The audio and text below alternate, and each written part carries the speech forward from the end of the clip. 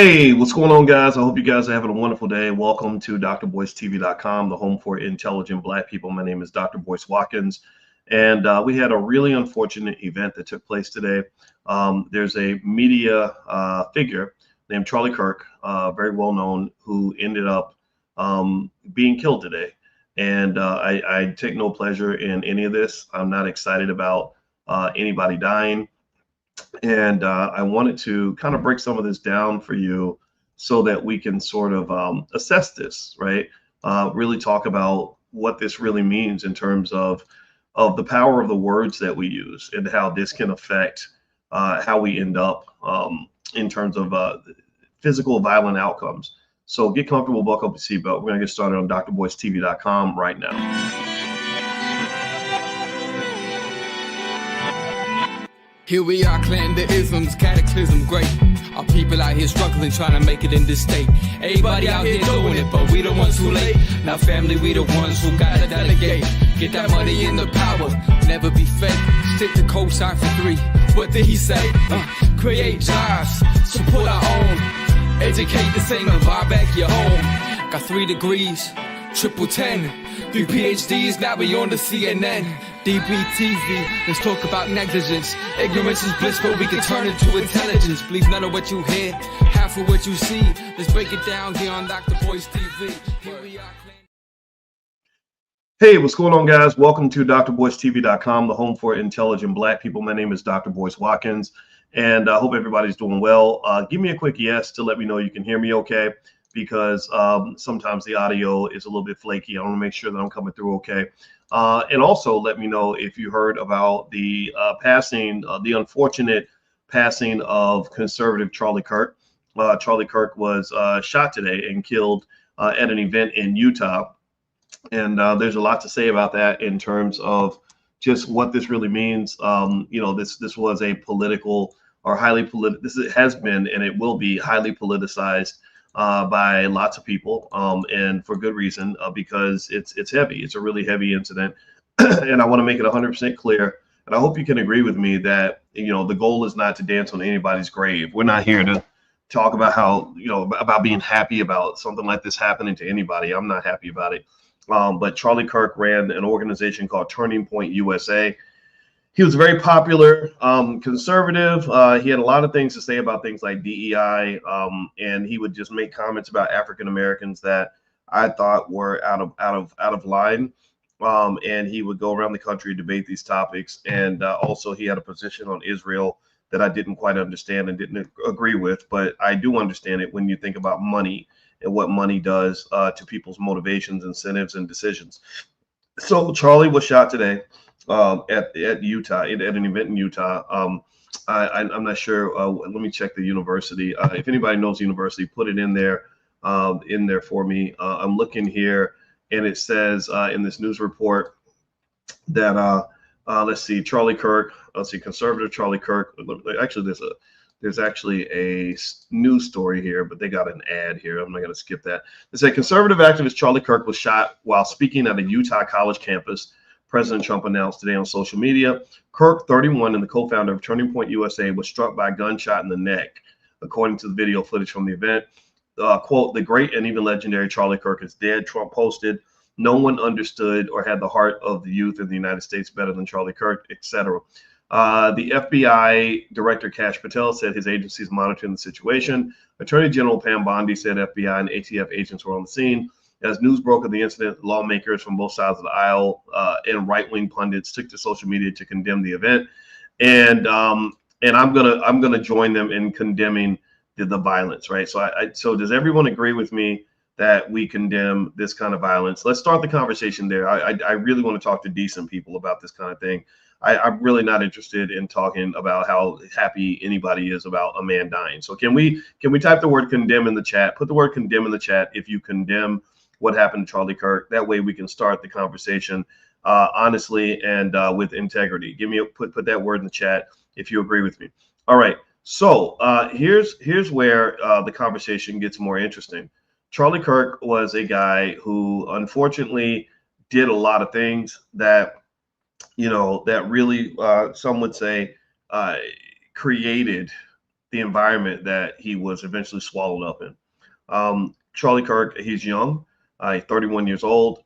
So he probably, in my view, I don't think he understood the magnitude of what he was saying. I don't think he understood the gravity and unfortunately the amount of pain that that he might have been doling out with some of his rhetoric.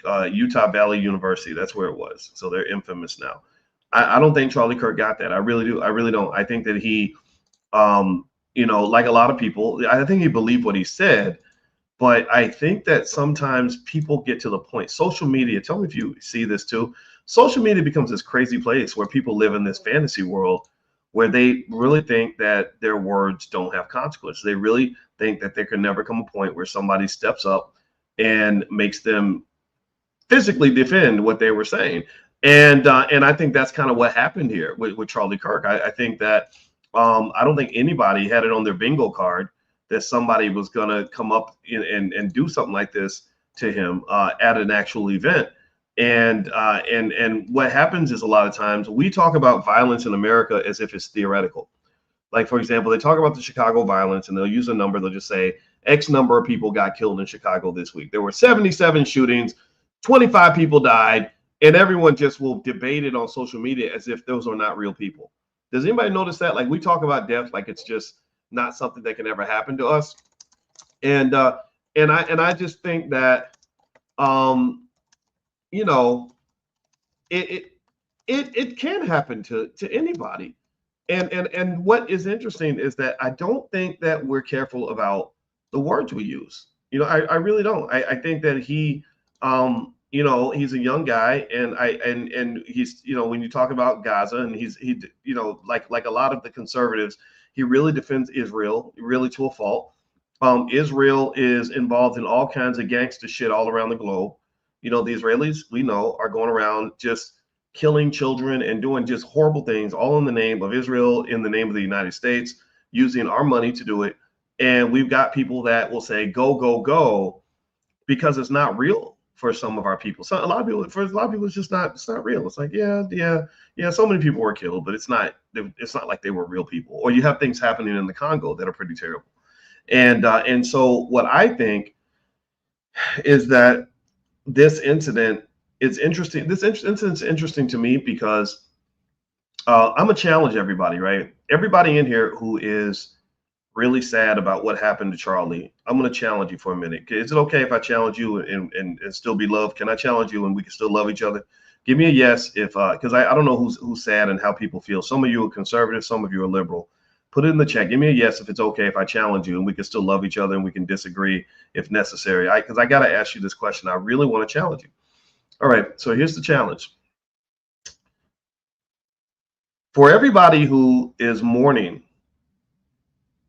what happened to Charlie Kirk, I want to ask you, did you mourn equally hard when you saw how many Black people died in Chicago just in the last month alone? Like, literally, did you mourn? Did you mourn that? Did you mourn the other, however many deaths there were in Chicago last month? If you look up how many deaths were in Chicago in 2025, it's a pretty big number. So I want to ask you, you had your own people were dying. These were people. These were, some of them were old, some of them were young, some of them were women, some of them were men, some of them were children. Little girls riding their bicycles, shot in the head, shot off her bike, in the face, stuff like that. People shot while they were sitting in their house. Did you mourn that equally hard? In fact, in Chicago this year, there's been about 278 homicides, and everybody, and this is not a conservative or liberal conversation. I don't get into that shit. The liberals are just as guilty, because here's where the liberals make me mad. There's been 278 homicides in Chicago this year. That's 34.75 dead people every month, roughly, and most of them are Black. And so when we have that conversation about getting help, whether it's from the National Guard or anybody, I don't care. I call white Jesus, Black Jesus, and baby Jesus, whatever the super friends, whatever the fuck it. You send Thor and the Avengers. Like, I don't care who you send. And when we have that debate, I hear people say, we don't need the National Guard. Everything's fine in Chicago. Everything's fine here. And I'm like, is it really? So you think 35 dead Black people a month is fine? You think that that's a good thing? Now, it's not all Black people. My sister worked in the coroner's office in Chicago. She would do autopsies on dead bodies. And she said that it made her really sad to see how many young Black people were in her office, how many of their corpses were in their office. And these were young people who had just been killed unnecessarily. So I really am I'm baffled. I'm a little bit baffled by those who are heavily mourning what happened here. I mean, this is unfortunate, but I'm a little baffled about how Charlie Kirk's death is such an emotional drag, an emotional drain, and it's so sacred, and we can't speak about it and everything else. But yet last week, when another 5 or 6 people died in Chicago, and then other people died in other cities, no one said a word. And I'm baffled, but I'm not baffled. I'm baffled in the sense that that it's confusing, but I'm not baffled in the sense that it's not confusing, meaning that we know what white supremacy looks like. Charlie Kirk is a famous white man. So therefore, his death becomes a tragedy. We know his story. I watched the shooting one time. I don't want to watch it no more. I don't like seeing nobody get shot in the neck with blood splurting out of their neck. That's not fun for me. That was not fun. I watched it one time just so I could see it. After that, I'm like, I'm not watching it no more. I take no joy in any of this. And it reminds me of a saying that Joseph Stalin used to have. His saying was that one death is what is it? Yeah, he said one death is a tragedy, but 1 million deaths, well, that's just a statistic. So when you hear about 278 people, dead Black people in Chicago this year, you say, oh yeah, well that's good because the number's down 34%. That's amazing. Oh my gosh, only 200 and something Black people have been killed this year in Chicago, but that's a lot of people. Those are human lives, man. And that's unnecessary. And the thing about Chicago that's crazy is white people ain't getting killed like that. If white people in Chicago, tell me if you agree with this. If white people in Chicago were dying at the same rate as Black people in Chicago, do you think that the reaction would be different? What do you think? Yes or no? Do you think that the media would respond differently if there were 20 Charlie Kirks getting shot every month in Chicago? Do you think that if Charlie Kirk were a young Black male, or let's say all the young Black males were Charlie Kirks, were young white males, and every single month there were 15, 20 young white males being killed in Chicago over bullshit, do you think that they would probably have a different reaction? Do you think liberals would have a different reaction if all those people down in Chicago were white? Do you think conservatives would have a different reaction if all those people down in Chicago were white? So what I'm trying to say to you is the reason that I don't get excited when people say Black Lives Matter is because I know that you're lying to me. You're lying. Black lives don't really matter. If you're all sad about this, but you didn't care nothing about that, then Black lives really don't matter to you. Or when you tell me that it's good news that only 200 and something Black people died in Chicago this year, oh, the crime rate's going down, that Trump is terrible, he's a racist because the crime rates are going down. It's going down, but that's still a lot of people dying. If they were white, it would be considered unacceptable. There's no like wiggle room. There's no like big margin of error. Like, well, hey, we tried to kill nobody, but we killed 200 and something people instead. That would be a problem. You'd fix that. And that's my issue here, right? And I can't frame this in a Democrat or Republican conversation because those of you who join me in class every morning, you know where I stand. I don't think either political party cares a whole lot about what's going on with Black people. I don't think they care. And the thing about Charlie Kirk, here's the thing with Charlie Kirk. I don't dislike the guy. I really don't. I feel like he's the kind of person I can sit and talk to and have a healthy, friendly conversation because I don't get offended easily because I've never predicated my happiness on what a white man thinks about me. So I'm not going to sit and huff and puff and let my blood pressure go up because he has an opinion that's different from mine. I just don't do that. You can think what you want.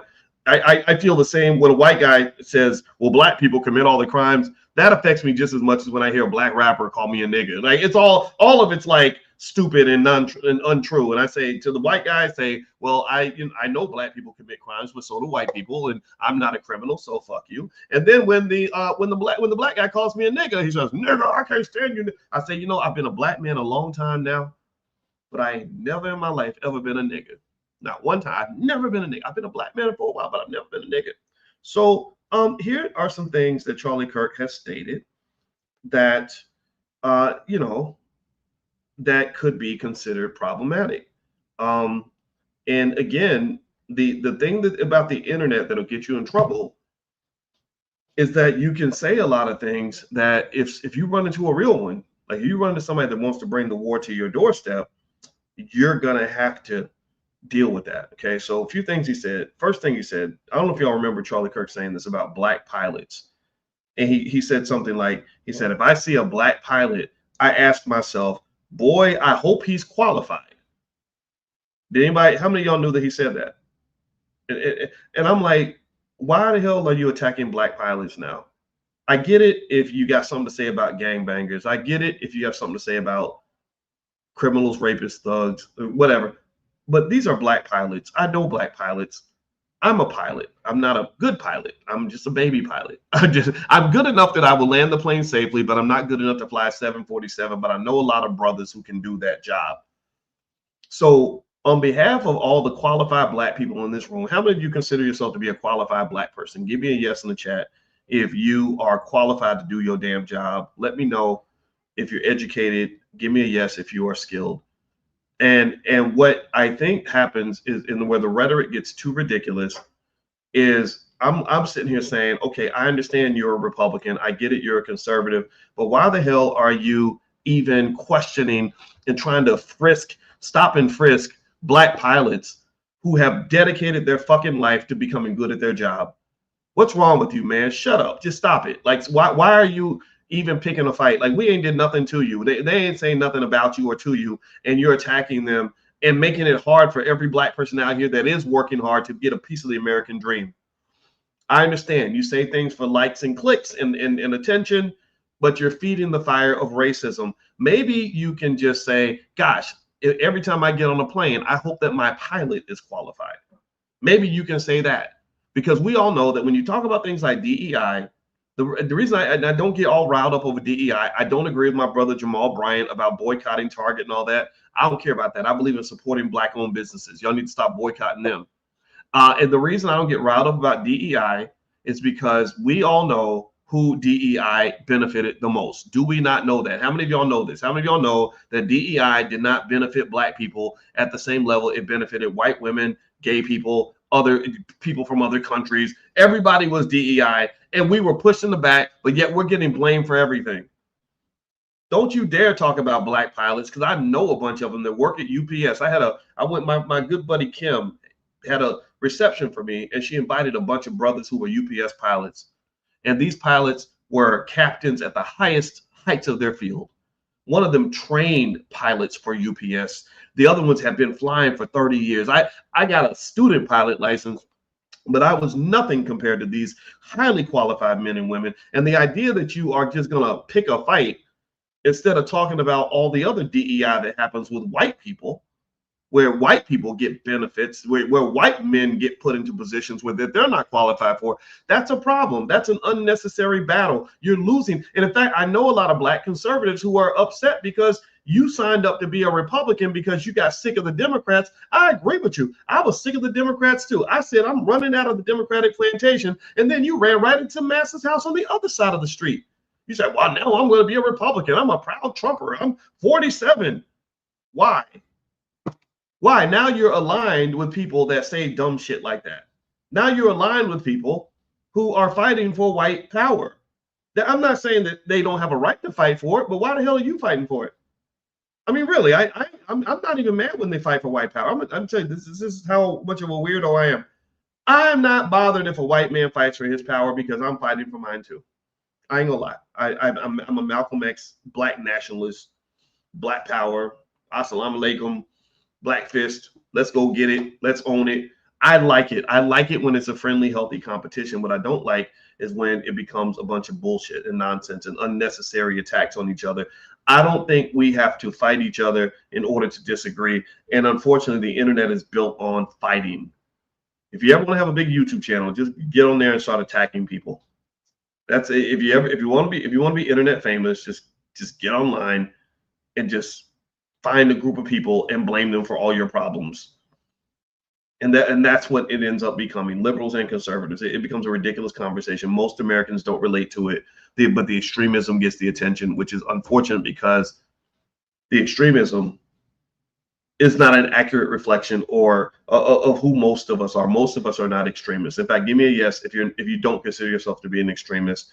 Give me a yes if you can see right and wrong on both sides of the aisle. Give me a yes if you just want to make your life better and you don't want to hurt nobody, right? Most people fit in that category, and that's why I'm not really a fan of all the rhetoric. You know, I think it's so bad for this country, and I hate the fact that this young man lost his life. I hate it, but I feel like that's what's gonna happen when you're out here speaking on a whole lot of gangster shit and constantly picking fights.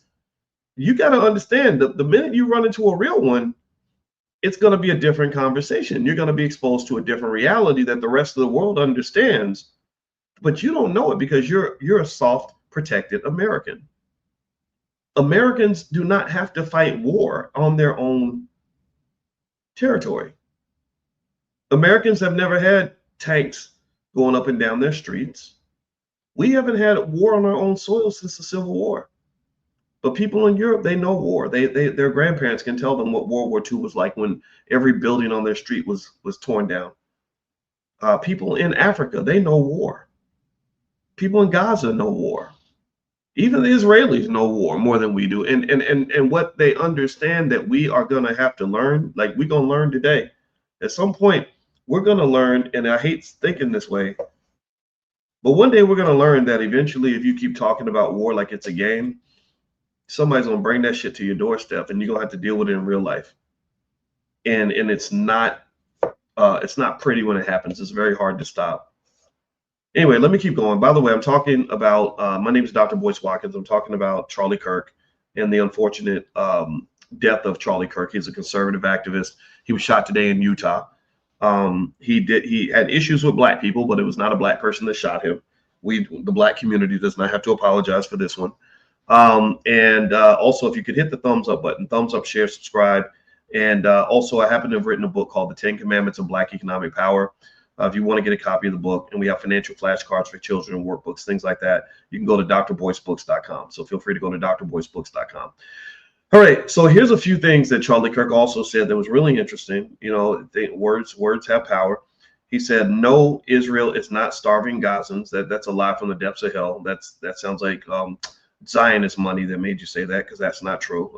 The poor children are being killed and starving. He talked about Martin Luther King. I don't know if y'all know he had something to say about Martin Luther King. He called the accusation that, regarding criticism of MLK and the Voting Rights Act, he called the accusation that he was undermining the Voting Rights Act a lie and fear-mongering, and said that telling the truth about MLK should not be trampled sacred ground, since King was just a man, a very flawed one at that, and a mythological anti-racist creation of the 1960s. Okay, he said he had found that the sacred cow of modern America is criticizing Dr. King. Let's see here. He said that he said, I regularly refer to anti-Semitism as a lie from the pit of hell. Okay, I don't know what that means. Racism and anti-Semitism are both evil and must be opposed. Anti-Semitism is bad, but anti-Zionism is actually probably quite accurate. He says, quote, a government organized around jailing, impoverishing, or silencing people based on racism should not repeat their mistakes. I do agree with that. But I don't think racism's okay. Let's see here. He's a believer in free speech. I agree with that. I think free speech is good. He said that the number one funding mechanism of radical open border neoliberalism, quasi-Marxist policies. Did he say this about Jewish donors? Did he say this? I thought he was pro-Israel. Okay, let me see here.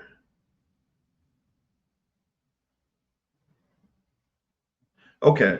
There's more that he said, and generally speaking, I think that what Charlie Kirk and Ben Shapiro represent. Ben Shapiro, I believe, was on the Breakfast Club this week. I think it was Ben Shapiro, it might. I don't think it was Charlie Kirk, but one of the conservatives is right now the biggest thing that's happening. I think in this country is I think that a lot of the violence that's hitting America right now is coming from an overcommitment to Israel. I like the fact that people like Farrakhan have been proven correct. Farrakhan was a heavy critic of what was going on in Israel for a very long time. And I like the fact that Farrakhan's actually being proven correct. The shadiness and our overcommitment to people who write the biggest check is starting to cause problems. And there are actually people that really believe that we were involved in the Iraq and the Iraq War because of the influence that came from AIPAC and the Zionists. I would say that generally speaking, this is the beginning of something that appears like it's going to get worse. And I'm not a big fan of any of it. I don't like the violence, and I also hope that conservatives will realize that you're losing a lot of your African American supporters for reasons that are somewhat similar to what the Democrats lost their black support for. A lot of my friends, like Angela Stanton King, became MAGA supporters because they believed in some of the basic ideas. But then what eventually happened is that they started sounding like a bunch of damn Klansmen. They started really attacking good black folks who weren't even hurting them. And a lot of them are walking away. I know Angela, for example, she mentioned on her channel that she says, I'm not going to go on a MAGA stage anymore. I'm not doing that anymore. And I love that a lot. I love that for her because I think that there's like this fear that black people have of just being black. Just be black. Like, why do you have to be black and Democrat or black and Republican? Why don't you become black first? What's wrong with that? Like, black first. It's called be one, black first. Why can't we be one with each other? Why can't we believe that we are enough? Why must we always associate and affiliate with these extra labels that only serve to weigh down the common cause? And I would disagree with myself if you could show me evidence that being a Democrat first was beneficial to the black community, but you don't have evidence of that. If you could show me that being a Republican first has benefited the black community, if you had evidence of that, then I believe you, but you don't have evidence of that. And part of the reason that your community has not moved forward is because you're so busy being a Democrat and being a Republican that you forgot what it means to just be black. You're so busy serving other masters that you forget to serve yourself. If I'm busy going to work for other people every day, then I can't go to work for myself. I can't. So of course my finances are going to be a wreck, but their finances will be good. Of course their businesses are going to grow and my business is going to die. Of course their children are going to be well taken care of and my children are going to be neglected. Well, because I'm putting all my energy into serving a purpose that is external and disconnected to my core objective.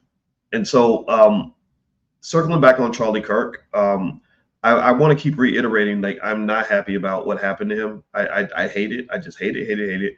It wasn't right. I think that there's an irony to it, though. There's an irony to it in the sense that he spent a lot of time really, really criticizing black people in a way that offended potential allies. Like, he had people in the black community that wanted to hear some of what he had to say, but then he would just kind of go too far off the rails speaking about the black community. And then even those people would say, hold on, man, that's not cool. You can't keep saying that about us and have that be okay. And I think it was interesting that he was speaking on these topics right when a white man shows up and takes his life. And that is that's as ironic as Kevin Samuels dying alone. And that, Kevin Samuels would talk all day about women dying alone. Women, if you don't do this, you're going to die alone, die alone, die alone. And he would have the word die alone and hit probably 20 videos with the words die alone in the title. And I had to be the asshole who said, I think that you should learn. I like to learn from things. I don't like to just sit and let things happen. I like to see, well, what can we learn from this? And what can we learn? Well, the simple thing we can learn, and you can say this without being nasty about it, that you could say, men can die alone too. And he wasn't by himself, but he was with some girl he just met 48 hours earlier or something, some young girl that wasn't a wife. It wasn't It wasn't somebody that was really interested or invested in his health. It wasn't somebody that was going to make sure that him and his family were good. It wasn't somebody that's been riding with him since 2002. It was somebody who was born in probably 1992, right? I'm not dissing it. I'm not dissing it at all, but I got to say it. I can't sit here and not say it. That's actually in the spirit of Kevin Samuels. Kevin was an honest man. I'm an honest man too. And I was very honest with him when he was alive, and I didn't stop being honest when he died. Just like if I had died, he would have been honest about me. So I would say at the end of the day, let's see, somebody says he died with a baddie trying to be a nurse. I'm gonna look at some of your comments here. He died with a baddie trying to be a nurse, trying to nurse him to health.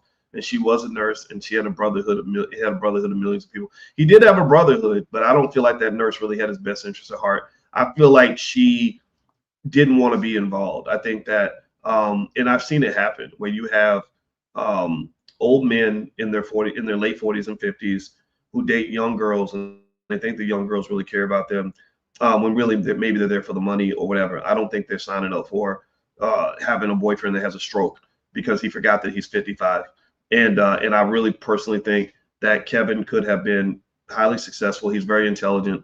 He could have been successful. I would just say this to any man listening, any man who's willing to consider this point of view. You can be a great man without using women as a scapegoat. The internet can drive people's incentives in an awkward way, because if you remember, Kevin was a great man in a lot of ways. Kevin did a lot of really good content before he became popular. He spent years giving great counseling and coaching to young men that I agree with 100%. And the only time he became popular, the only time he went viral was when he started dissing black women. When he told that lady, bitch, you gonna die alone, or whatever he said, fuck it, you gonna die alone. And everybody went crazy over that, and people got upset. And that's when he started getting the traction that he was looking for. And if you go look at the pattern on his channel, go look at the data. Just don't believe me, go look at the data. Most of his thumbnails were ridiculing women. She's 200 pounds with 2 kids. She thinks she's the prize. She's broke but wants a man that makes over 300,000. She's 42 years old and thinks men are gonna want her. Just stuff that's like not true, and just kind of like it undermined what I thought was the best part of who he was. I think right before he died, he said something crazy like, women over 30, nobody wants women over 35. And I had to speak up because I know women over 35 who are gorgeous. Black women are pretty at every age. And I agree with you. I agree that younger can provide benefit. Being younger can provide benefits that being older does not, but being older provides benefits too. I had got to the point where I was in my mid 40s. I was still single. And I had told my friend, I said, I don't want to date a woman under 35 because I like maturity. And I found that women about 41 or 42 were perfect because they still look good and they had maturity. I could talk to them about cartoons that came out in the 80s and they would know what I was talking about. I didn't want to date a 25-year-old. So when you make blanket statements about anything, you're going to be wrong. So when you say women over 35, nobody wants them, that's like, what's your data? Where's your data point on that? Or if you say, if you say, well, if you're asking, or you're trying to rate people and you say, what's your dress size? A lot of men don't give a shit about your dress size. We like the junk in the trunk. I ain't never in my life, not one single time. I dated a few women before my wife. I never once in a million years have ever asked any woman what her dress size is. So when he said, well, what's your dress size? I'm like, why does that matter? I don't care. Does she look good in her dress? That's what I want to know. If your dress size could be a 2, but if you don't look good in your dress, then guess what? The girl who's got the dress size of 10 is going to beat you out, in terms of look. So I personally think the things you say, you have to be accountable to those words in life and in death. If I died tomorrow or somebody came up and took me out, which life, that can happen. I'm not afraid of that. I stand on every single word that's ever come out of my mouth. Every single thing I've ever said, good, bad, ugly, all that. I stand on every single word. And you can talk about me as much after I'm gone as you're talking about me while I'm here. I'm okay with that. I don't become more sacred and more relevant and more meaningful just because there's a sentimental factor of me being gone. No, the words have power. Like Karn is saying, the tongue is powerful, and I have a tongue and I use it every day, and I know the power of those words, and I'm willing to deal with whatever the consequences might be. It's life, right? It's life, and I'll say this, all of us are going to be gone one day. And I think that this damn internet has really got us to the point where we just talk crazy as if there's no consequence to it. There's certain issues, certain things I won't say online just because I know that the consequences could be real. So for example, I don't disrespect the Crips and the Bloods while I'm speaking. I speak with the utmost respect, because Crips and Bloods can kill people. So if you are a Crip or if you are a Blood, you have my total respect. I'm not going to talk crazy about you and think that there can't be a consequence, that you can't be touched. Also, in terms of just politically, right? Like if I talk about a fraternity or sorority, I always balance my words because I know the AKAs have a lot of power. The AKAs, they ski in all over the world. So you're not going to hear me say anything crazy about AKAs because I know that the power of that, right? And so I think on the internet, though, I see a lot of people, especially young people who are seeking attention. They'll just say any and everything. And in Mexico, it makes me think about, I saw this one guy in Mexico who was an influencer who gained a lot of popularity, and he was talking about the cartels. And he was at an event in the cartel, and he was live streaming, telling everybody where he was at. The cartels went exactly to where he was, and they showed him that his words have consequences. So with Charlie Kirk, it's unfortunate what happened to him. Let's circle back to Charlie Kirk. It's unfortunate what happened to him, but if he didn't understand what he was in for, if he didn't understand what he was getting into, then I feel bad for him. And I really also hate the fact that he was so exposed in that way. I'd be curious to know what was his security apparatus. What was his security situation to begin with? Did they have something set up? Because there were so many people at that event. I can tell you this: if I go to an event like that, I'm having security. I have a guy with me everywhere I go. Every time I do an event, he's right there with me. And also, if I'm speaking to that many people, I would have something to make sure people couldn't just get you from a distance or get him so I would say that Charlie, I'd be curious to know what his security was. And if because if you think that you can kind of say some of these things, like Candace Owens, that's another one too. Candace Owens upsets a lot of powerful people. I would wonder if she is protected. So you got to be thoughtful about the words that you use, 100%. All right, do me a favor, hit the thumbs up button, thumbs up, share, subscribe. My book is called The 10 Commandments of Black Economic Power. You can get a copy at drboycebooks.com. Also, I do a free financial class every day. I am a finance professor, and this is a little bit different from economics, I know, but really everything relates to economics, right? APAC money drives political discourse in America. It drives the Iran and Iraq wars and all these other things we've been involved with. It drives a lot of the craziness with politics. So it is related to money, but I'm not talking so much about money. So for those who thought I was going to talk about money now, I apologize. I'll get right back to that tomorrow. So if you want to join our morning financial class, just text the word money to the number 87948. So you can text money to 87948, and I'll send you, or you can text morning, either one of those words, to 87948, and you can join us for class. All right, so let me look at some of your questions here. I want to respond to you. All right, so there's the number if you want to grab it. Let's see here. Toon says, my brother just got divorced because his 38-year-old wife's eggs were fried. Okay. Stop living in fairy tale world. 100K on IVF didn't work, and he's a doctor. Live in reality. Yeah, when you're 38, your eggs don't work like they did when you were 18. That's a fact. So, so I think that women, I think that we don't have realistic conversations with men or women. I think with women, when feminism told women that you could just get married and have babies at 50 and it's okay, I don't think that was, Mother Nature wasn't on that payment plan.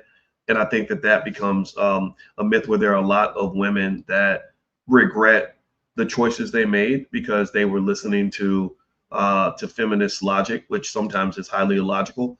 And I think that they end up being hurt because of that. And I think that if you love a woman or have a young woman you care about, you should have honest conversations about life and trade-offs. Like I was talking to Dr. Lene Javette today, in New York, and she was telling me about how Black women, when they're raised, especially by maybe single moms, they're really pushed to focus on education, and they're told to go to school because they don't need a man, right? Or go to school so that you don't need a man, right?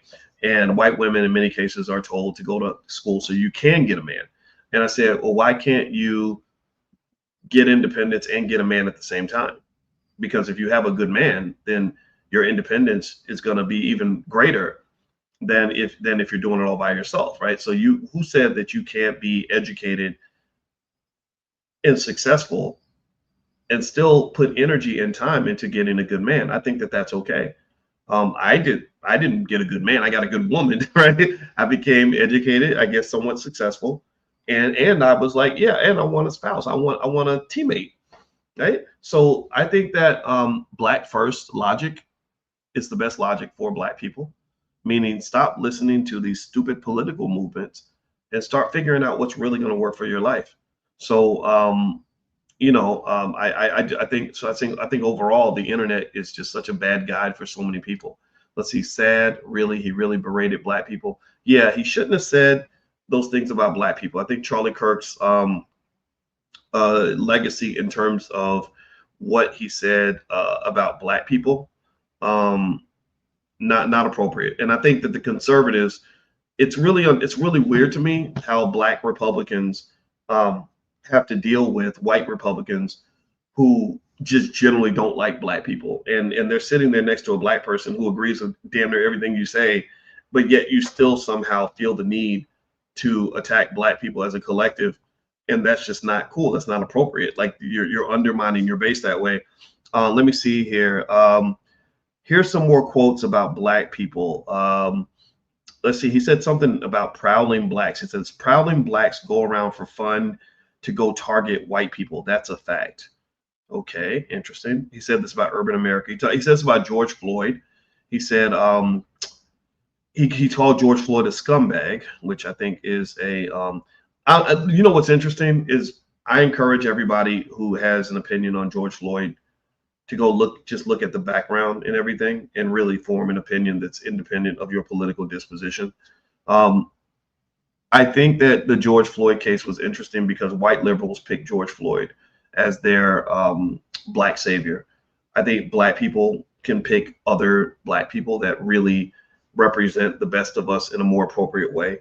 Not telling you how to feel about that, but I do think that it was just strange that particular person was sort of put up as the next Martin Luther King, when there are so many Black people that get killed and hurt every single month, and we give them no attention at all. I think that's highly inappropriate. So I think that we should choose who those icons are going to be, not white liberals.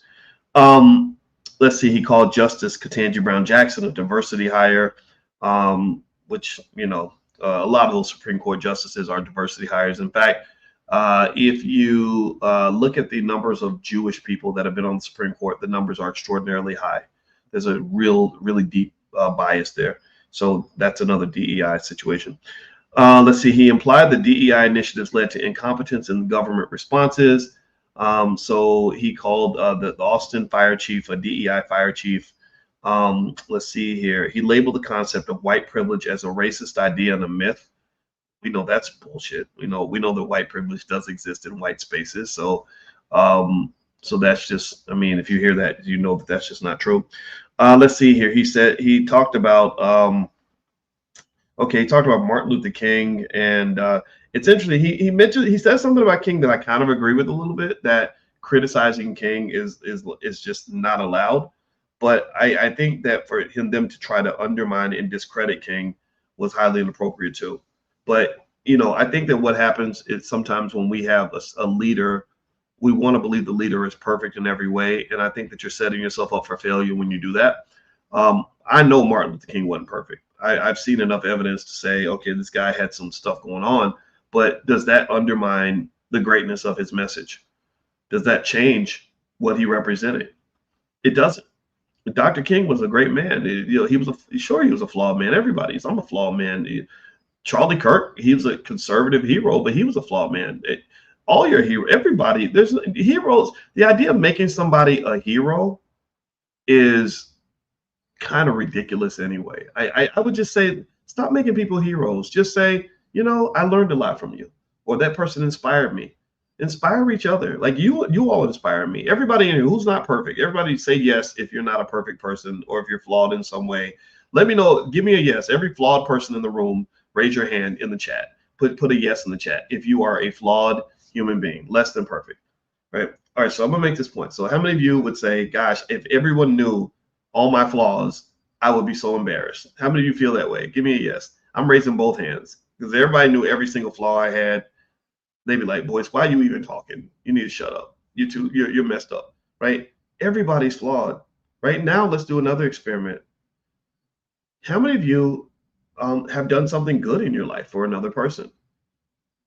Give me a yes if you've done that. Take credit for the good. If you're gonna punish yourself for the bad, then give yourself credit for the good. How many of you have inspired somebody? How many of you have come through for somebody?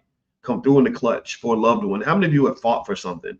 How many of you have accomplished something that is remarkable and admirable? You can even put in the chat. I got my master's degree. I went to night school while I was in college. I raised 3 kids that wasn't mine. Right? Everybody in here, everybody. And this is important. I need you to understand this so you know there ain't no difference between me and you. We're not. I ain't nobody's damn hero, but I can do heroic shit if I put my mind to it. Everybody has full capacity. Everybody in here is human. Everybody has full capacity to be the hero, and everybody has full capacity to be the villain. Everybody in here has full capacity to be the winner, and all of us at some point have been the loser. And when you put people on pedestals and you act like they somehow are not human like you, you're just setting yourself up for disappointment. Oh, I found out I loved that guy, but then I found out that he stole a candy bar when he was 12, or I found out that she actually got exhausted and didn't follow through on such and such, or she did somebody dirty. I just kind of think that's bad. That's bad. I think that on one hand, when you kill the idea of someone being your hero, it's disappointing because you don't have these sort of mythical creatures to grab onto.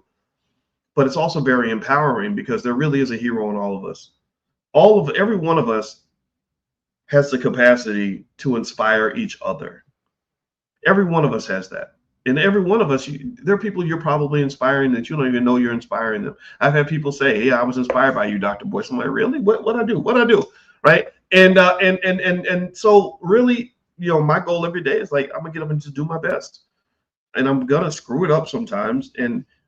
But I have self-confidence. I don't pretend to be confident. I really am confident. I'm very confident in my intelligence. I'm very confident in my work ethic. I'm very confident that I'm the best human being I know how to be. I don't pretend. I really am.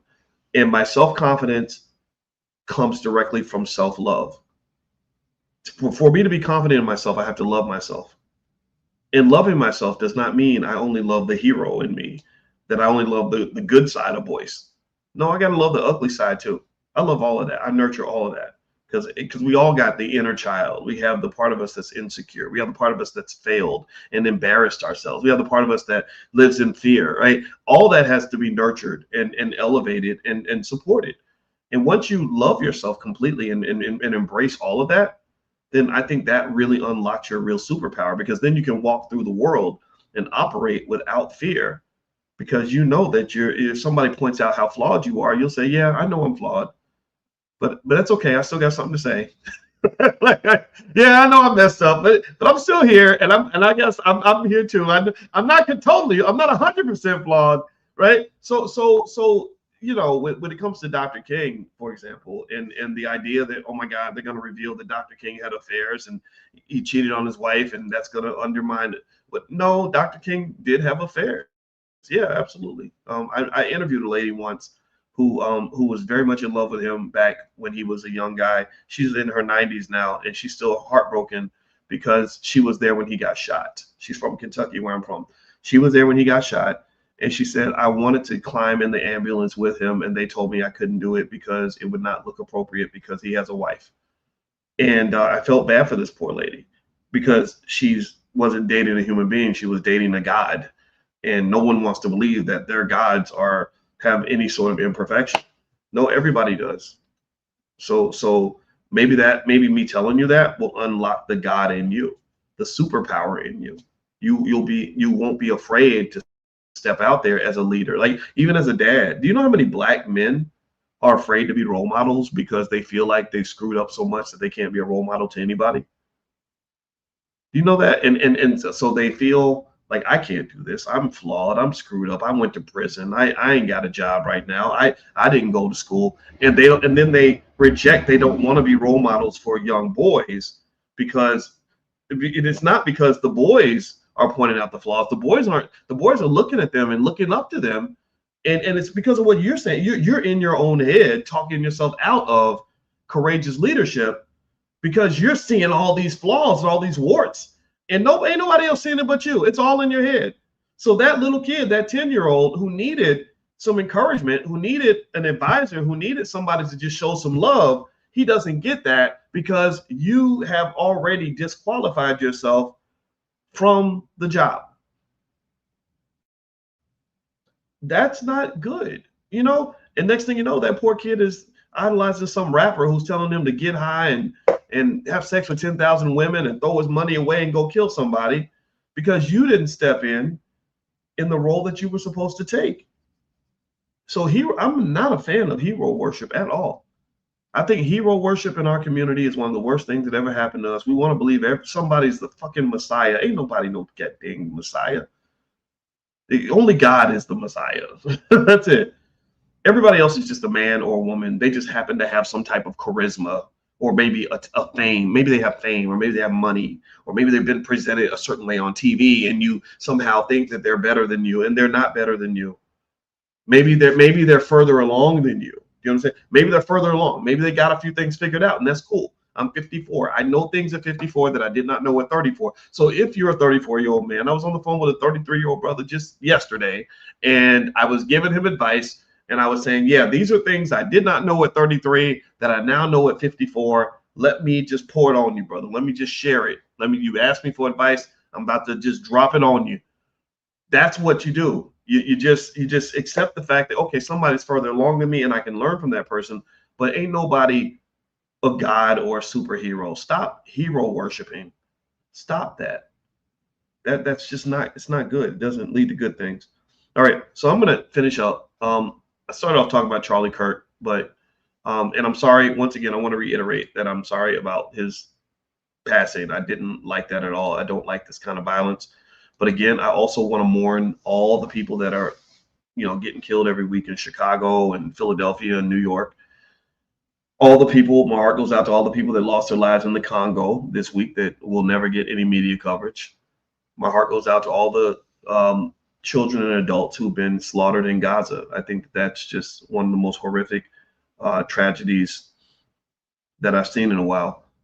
There's a lot of sadness in the world, right? So I think that's why we need each other, and I appreciate you, those that have my back. And I know I got riders and soldiers out here that have protected me and supported me in times of need, and I appreciate every one of you. I really care about you and love you, and I'm so glad we all have each other. And so so let's keep on loving each other. Let's pass good energy to each other. Let's not get in all the petty fights. Let's build, whatever that looks like for you. Let's build, let's grow, let's evolve. All right. So if you want to join us for class tomorrow, feel free to text. You can text the word morning to the number 87948. We are literally training ourselves to be the greatest economic thinkers in the history of the world. We are well on our way to accomplishing that. My doctorate's in finance, in case you don't know. And that's my thing. That's what I love to talk about because I believe that Black economics is the key to power. So if you want to join us in class, text that word morning to the number 87948. It is free. And just bring your whole family, please, because I want everybody to figure out what we got to figure out so we can go out here and win. All right. So God bless you. Thank you guys for hanging out with me and listening. I appreciate you. And if I offended you in some way, then just join the club. I don't take it back, but I'm sorry you were offended, but your opinion and is valid and your words are heard and you are respected no matter what your perspective might be. All right. So have a good day, everybody. Please hit that thumbs up on your way out. And also I do have a podcast on Spotify. So if you go to Spotify, look up my name, Boyce Watkins, you can find my podcast there as well. Have a good day, everybody. See you soon. Peace.